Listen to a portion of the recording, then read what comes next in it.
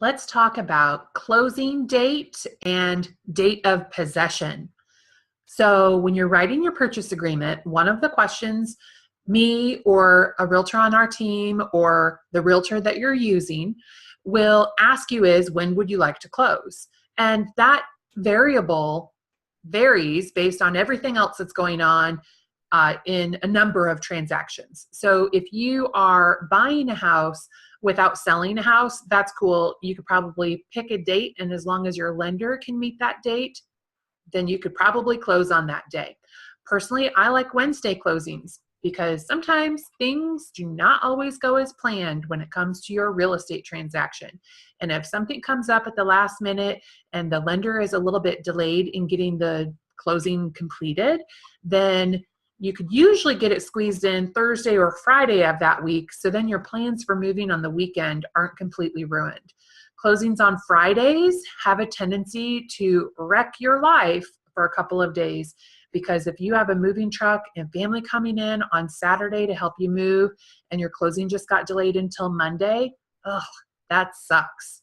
So think about when you want to close and give yourself a little bit of a grace period in case there's something wrong. So possession is usually, but it's negotiable. So it's usually at the time of closing, but if you are a buyer and maybe you're in a multiple offer situation, and so you're trying to get an edge over the competition, maybe you say, hey, I want to close on Wednesday the 25th, but I'm giving you possession until Saturday the 28th at 5 o'clock. So all of a sudden, the seller has a lot of stress relieved because they do not have to have their entire life packed up in a moving truck by 8 a.m. on Wednesday morning. They have a little bit of time to breathe and get things organized and move. I mean, still 3 days isn't a lot of time to move, but it's better than moving on the same exact day as closing. So what if you are buying a house, but you're also selling a house? So you say, yes, let's close on the 25th. And then afterwards you realize, I have to work on the 25th. So and maybe you don't want to stay in your house, or you can't. Maybe the buyer refused to give you possession after closing, or sometimes sellers just don't want to stay in a house after somebody else owns it, which I totally understand. So maybe, depending on what the situation is on the other side, maybe we could ask them for early possession, which means that you take possession prior to actually owning the house. So maybe you can get your stuff unpacked in the house before closing. That doesn't always work, especially if somebody's already living in that house. So you have to have a little bit of patience with all of the cogs in the wheel at this point, because it's difficult to control everything that is out of your control. So if you realize that the closing date you have selected does not work for you, tell your agent, because we can probably think of something on how to fix that so that it does work for you. Maybe we move closing up.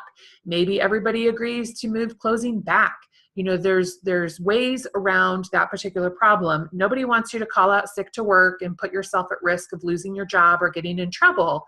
So it is best if you can think about those dynamics before agreeing to that term in an offer, but sometimes it doesn't work out that way, and we understand that. So once you realize there's a problem, if there is a problem, let your agent know and we can figure out a way to solve it. But once you close on the house, that's when you own it. And so if that's how you've written it in your contract, that's when you take possession, then that's when you get to move in. So sometimes sellers are really super slow at moving out, and what are you going to do? Kick them out? I mean, they're on the way out. So if you get to the house that you now own and somebody is frantically moving their stuff out of the house because they didn't plan properly, well, there's not a whole lot you can do at that point. You could call the police, But what are they going to do? They're going to tell you to be a reasonable human being and give those people a break and let them move. You could help them move, which is causing yourself more grief, but they'll be done faster. So you never know what's actually going to happen at the end of a real estate transaction. And we do all the planning that we can up front to avoid problems like that, but it's not a guarantee that that's not going to happen. So just keep all of that in mind when you are selecting your closing and your possession date. And again, if you have any questions about that, or you're already past that stage and now there's a problem, let your agent know.